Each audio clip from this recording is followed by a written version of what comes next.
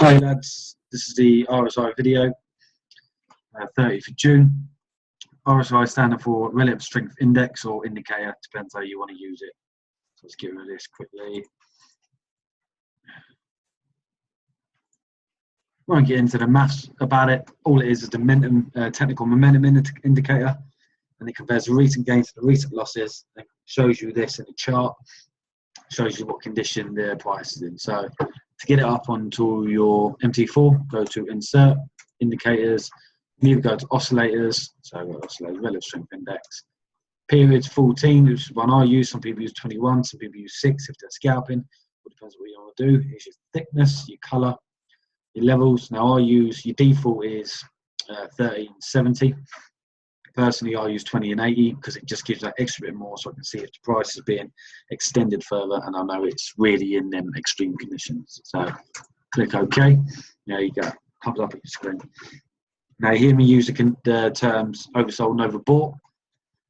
Overbought being 80 and oversold being 20. Now when it hits these zones, it becomes sort of like a pressure cooker where it just wants to release. And then you know that price is going to come down. I mean, if you look back through it, oversold comes up, overbought, overbought shoots down, overbought shoots down, oversold shoots up, so on and so forth. Now, that's your oversold and overbought. Again, I don't want to go into too much detail because it doesn't need to be complicated. What I do when I first open my trade screen is I look at the RSI to see where price is. Now I want to see an overbought or oversold conditions. Otherwise, for me, it's too choppy. Some people like it. If you're in that zone there, I ain't really interested. Yeah, you got a downtrend, but there's nothing really solid for me to get into that personally. Some people quite happy to do it. Personally, I'm not. So I'd go on to another pair. So that's the first thing I look for is where the price is at the current time. Another thing I use the RSI for is divergence.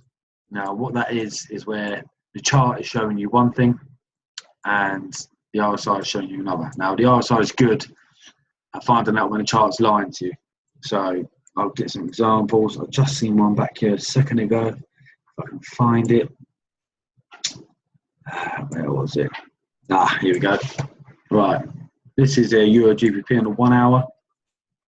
So now, if you're looking at price, you'd be seeing this high, significant low, lower high, higher low. Now, I'd already been seeing this coming, this change in direction, because of this divergence here.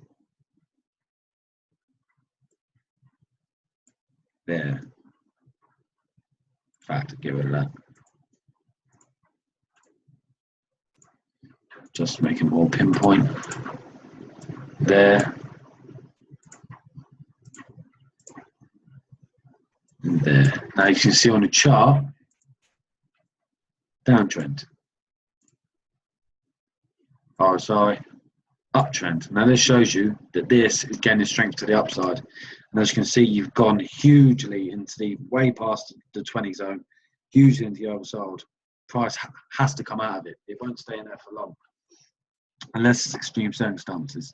Normal trading, it won't stay in there for long. So you can see price comes up on the RSI, but comes down. Now I'd be looking for this to come up. So you've got this high here on the RSI.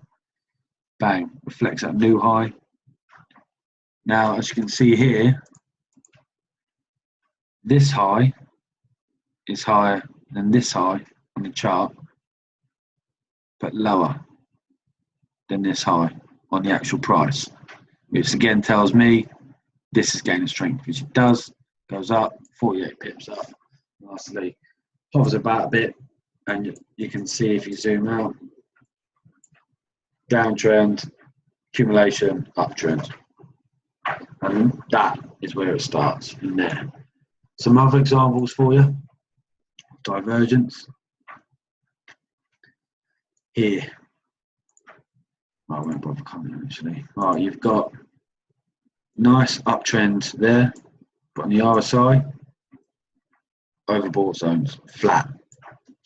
Now, when it goes into the overbought zone, doesn't necessarily mean enter into a sell, because sometimes it might bounce up into it a few times like it does here.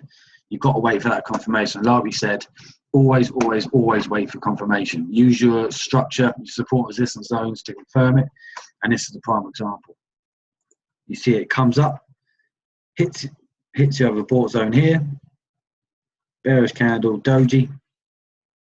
Now, some people would be entering into this thinking happy days. Doesn't, goes back up. Again, it lower than this previous high on the RSI. Comes down, goes back up again. And then it goes right up into it and drops down. Now, how you'd be looking at this is you've got your low, your high, your high, your high, your low, your high, higher low, your high, bang, lower low. You see where it's gone below here?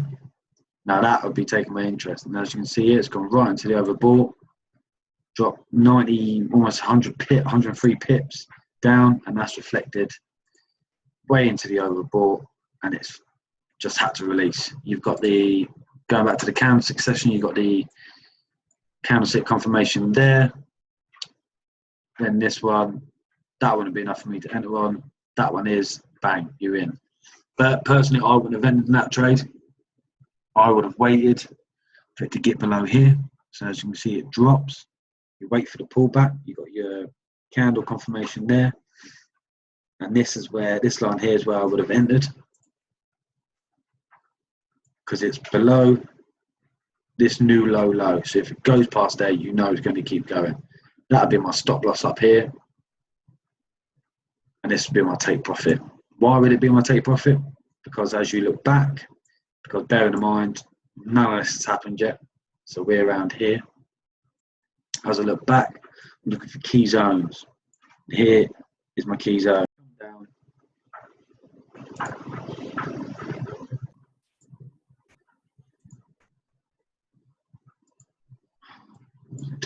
Excuse me. Come down, risen back up, and that has now formed support. That would be my take profit.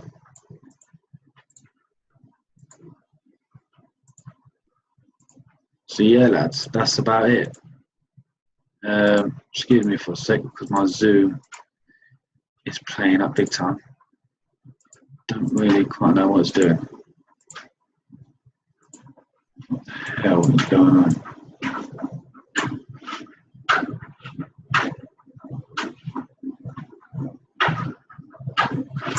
I think we're still in.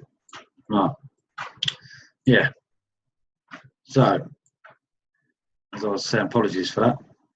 So yeah, that's how I'd enter that trade. You'd wait for the high, the lower low, the pullback, which you know it's going to do after this period of intense selling off. Pull back up, confirmation candle. Your entry below this new low, and it drops. And it does eventually hit your take profit. I mean, yeah, I would have been inclined, if I'm perfectly honest. So when it got to the RSI, got to around this zone, which is there, would have probably pulled out personally, and that would have gave you 112 pips over a day. So it's pretty good. It's a nice trade in that. If you wanted to wait, have confidence in it, but personally, I would use the RSI as my exit. Wait for it to get into near the oversold, on or near it, and then pulled out. You're safe trade in that way. This is a perfect example. You've let the trade come to you, entered, hovered around for a bit, gone nowhere near your stop, so you could have brought your stop down and then let it go down. So that's basically what I look for. Here's another area of divergence, perfect example. You've got a little bit of accumulation, goes well into the overbought, drops down. This is where people would have been entering trades who don't really know how to use the RSI. Come down, got up, stopped a lot of people out, gone down, gone back up again, and then fallen, sold off. Now, like we said, you got your low. Now, to enter that trade, I would have been looking for it to break that, but it hasn't. It's gone up. But if you look at the chart, draw on here, nice uptrend, RSI, downtrend. That is what perfect. That's all you're looking for. It's that simple. So you got your higher high, your lower low. So yeah, you'd be getting excited there. You'd be wanting it to come up to around here and drop off again. So you might have set an entry for around here, hasn't come. You'd cancel it. You'd see that higher high. You'd see these lows come up. So then your new entry would be around there. So I would have seen it come up, higher high, wait for the pullback. You got your lower high. I would have been in there with my stop up there, the recent high, because if it breaks that, it's going up. And my take profit probably around there. Not the best trade, but as you can see, that's the zone we got. Former resistance, turn into support, so it's a strong level. So not the best trade in the world, 32 pips. That's how I would have traded it personally. Yeah, so that's it really, lads. I don't want to go too in depth about these things. I mean, if you've got any questions, you can jump on the WhatsApp group and ask me. Feel free, but that's basically it, buddy. RSI. You're looking for divergence and where price is at the time. When it's in the middle, 40 to 50 zone, where it likes to stay, don't go anywhere near it personally, because you don't know where it's going to break out to. But when it's in these zones here, these low zones, as you can see, I mean, that's a perfect example. Overbought, it's gone down, formed a low, formed a lower high, bang. Entered there, you've got your divergence, you've got your confirming the lack of strength on the indicator. See this high being higher than this high, which is right. And then you could erode that down. I mean, I would have had my, take profit there, to be honest. Stop above that high. And you would erode that from there all the way down to there. So 62 pips, 60 pips. And that is how it is, lads. You're looking for divergence on where price is at the time. Any questions, like I say, fire them on a WhatsApp group. I'm happy to answer them. Hope it's been helpful, lads. And yeah, take care.